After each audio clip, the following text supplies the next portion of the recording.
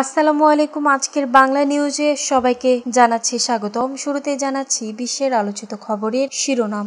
সিরিয়ায় ইসরায়েলি হামলায় ইসলামপন্থী আল-শারার সরকারের জন্য নতুন নিরাপত্তা চ্যালেঞ্জ।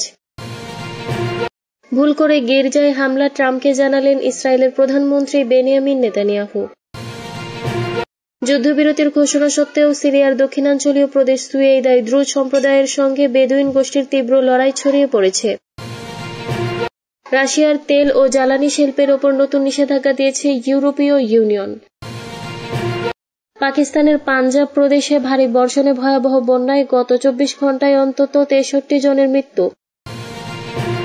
ব্রিক্স জোটের সমালোচনা করে যুক্তরাষ্ট্রের প্রেসিডেন্ট ডোনাল্ড ট্রাম্প বলেন, বেশি শক্তিশালী হওয়ার চেষ্টা করলে এই জোট খুব দ্রুতই ভেঙে পড়বে।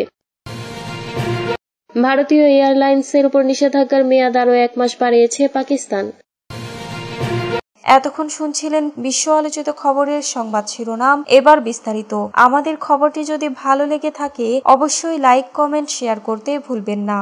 সিরিয়ায় ইসরায়েলি হামলায় ইসলামপন্থী শারার সরকারের জন্য নতুন নিরাপত্তা চ্যালেঞ্জ। সিরিয়ায় আবারও প্রাণঘাতী গোষ্ঠীগত সহিংসতার ঢেউ শুরু হয়েছে, যা দেশটির ভঙ্গুর নিরাপত্তা পরিস্থিতিকে আরো তীব্র করে তুলেছে। এমন এক সময় এসব সংঘাত ঘটছে যখন নতুন সরকার বিভক্ত দেশটির উপর নিয়ন্ত্রণ প্রতিষ্ঠার চেষ্টা করছে।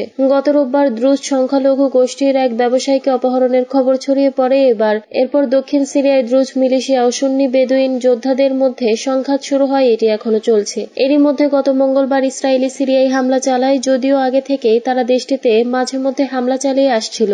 ইসরায়েল দাবি করেছে তারা দ্রুজ সম্প্রদায়কে রক্ষা করতে ও সিরিয়ায় সরকারপন্থী বাহিনীকে দমন করতে এই হামলা চালিয়েছে। অভিযোগ উঠেছে সিরিয়ার সরকারপন্থী বাহিনীগুলো দক্ষিণাঞ্চলের সুয়েদা প্রদেশে দ্রুজদের উপর হামলা চালিয়েছে। যুক্তরাজ্য ভিত্তিক মানবাধিকার সংস্থা Syrian observatory for human rights বলেছে, গত রোববার থেকে শুরু হওয়া সংঘর্ষে শুধু সুয়েদাতেই গত বৃহস্পতিবার পর্যন্ত অন্তত 350 জন নিহত হয়েছে। সুয়েদা প্রদেশে গত এপ্রিল ও মে মাসে প্রথমবারের মতো রক্তক্ষয়ী সংঘাত হয়। তখন দ্রুজ যোদ্ধাদের সঙ্গে সিরিয়ার নতুন নিরাপত্তা বাহিনীর সংঘাতে 30 থেকে 50 জনের মৃত্যু হয়েছিল। এরপর দ্রুজ সংখ্যাগরিষ্ঠ প্রদেশটিতে এটাই দ্বিতীয় বড় সংঘাত।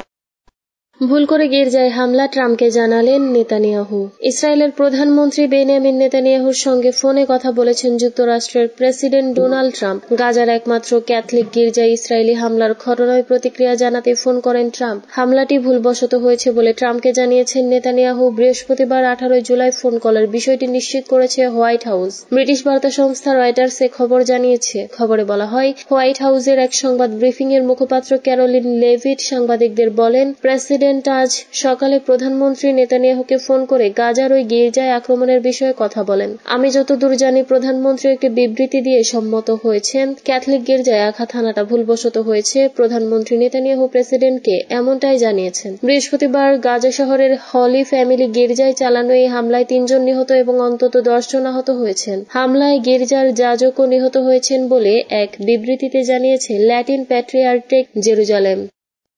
সিরিয়ার সুয়েদা ঘিরে জড়ো হচ্ছেন বেদুইন যোদ্ধারা, তীব্র লড়াই। যুদ্ধবিরতির ঘোষণা সত্ত্বেও সিরিয়ার দক্ষিণাঞ্চলীয় প্রদেশে সুয়েদায় দ্রুজ সম্প্রদায়ের সঙ্গে বেদুইন গোষ্ঠীর তীব্র লড়াই ছড়িয়ে পড়েছে। উদ্ভট পরিস্থিতিতে সিরিয়া সরকারের অভ্যন্তরীণ নিরাপত্তা বাহিনীর সদস্যদের সীমিত সংখ্যায় 48 ঘণ্টার জন্য সুয়েদায় প্রবেশ করতে দিতে সম্মত হয়েছে ইসরায়েল। দেশটির একজন কর্মকর্তা আজ শুক্রবার কথা জানান। নাম প্রকাশ না করার শর্তে ইসরায়েলি ওই কর্মকর্তা বলেন, দক্ষিণ পশ্চিম সিরিয়ায় চলমান অস্থিতিশীল পরিস্থিতির প্রেক্ষাপটে সুয়েদা জেলায় পরবর্তী 48 ঘণ্টার জন্য সিরিয়ার অভ্যন্তরীণ নিরাপত্তা বাহিনীকে সীমিত আকারে প্রবেশ করতে দিতে সম্মত হয়েছে ইসরায়েল। তবে সিরিয়ার রাষ্ট্রীয় বার্তা সংস্থা সানা স্বরাষ্ট্র মন্ত্রণালয়ের মুখপাত্রের বরাত দিয়ে বলেছে, নতুন করে সুয়েদা প্রদেশে মোতায়েনের জন্য সরকারি বাহিনী প্রস্তুতি নিচ্ছে না। দ্রুজ একটি ধর্মীয় ক্ষুদ্র গোষ্ঠী, ধর্মবিশ্বাসের দিক থেকে শিয়া মুসলিমদের একটি শাখা। সিরিয়ার সরকারি বাহিনী সুয়েদায় প্রবেশ করলে তাদের উপর হামলা চালানো সশস্ত্র দ্রুজ সদস্যরা। দ্রুজদের সমর্থনে সিরিয়ার সরকারি বাহিনীর উপর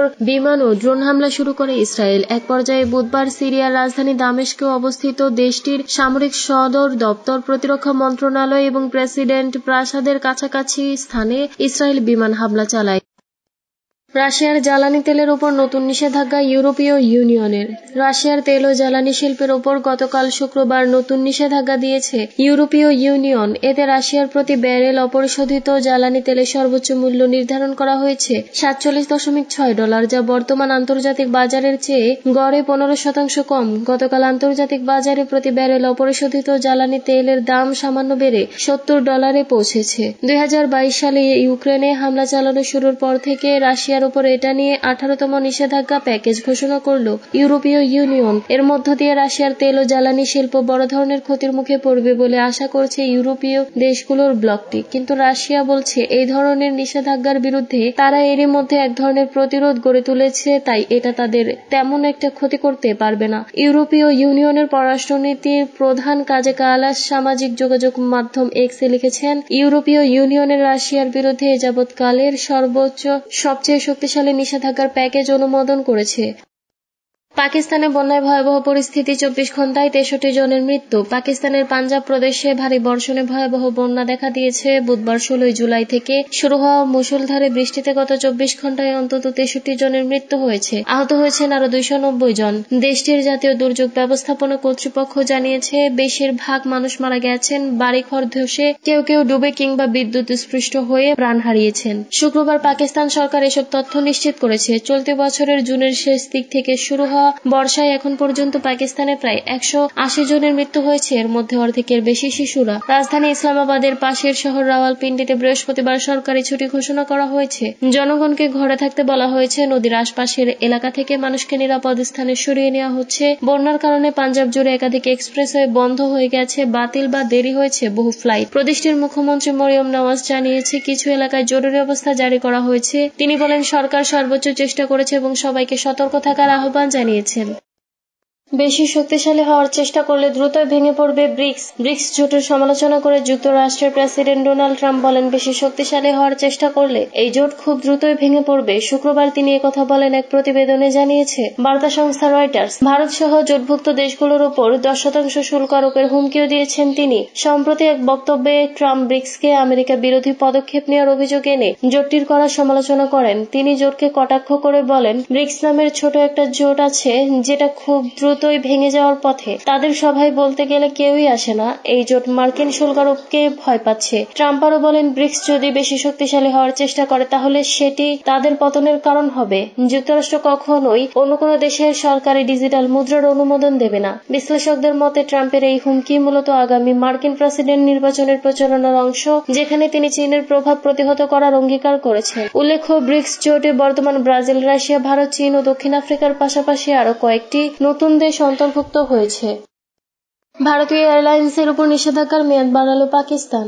ভারতীয় এয়ারলাইন্সের উপর নিষেধাজ্ঞার মেয়াদ আরও 1 মাস বাড়িয়েছে পাকিস্তান। ফলে আগামী 23 আগস্ট পর্যন্ত ভারতীয় কোনো এয়ারলাইন্সের প্লেন পাকিস্তানের আকাশ ব্যবহার করতে পারবে না। পাকিস্তানের বিমানবন্দর কর্তৃপক্ষ জানিয়েছে, এই নিষেধাজ্ঞা চলতি বছরের 23 এপ্রিল থেকে কার্যকর হয় এবং এরপর থেকে একাধিকবার নবায়ন করা হয়েছে। বর্তমান সিদ্ধান্ত অনুযায়ী নিষেধাজ্ঞাটি পরবর্তী নির্দেশ না দেওয়া পর্যন্ত বহাল থাকবে। এই নিষেধাজ্ঞা ভারতের সঙ্গে উত্তেজনার পরিপ্রেক্ষিতে নেওয়া হয়, যা শুরু হয় ভারতের অধিকৃত জম্মু ও কাশ্মীরের পেহেলগামে একটি প্রাণঘাতী হামলার পর। ওই ঘটনার জেরে ভারত পাকিস্তানের বিরুদ্ধে সামরিক অভিযান চালায়, যাতে অনেক পাকিস্তানি নাগরিক নিহত হন।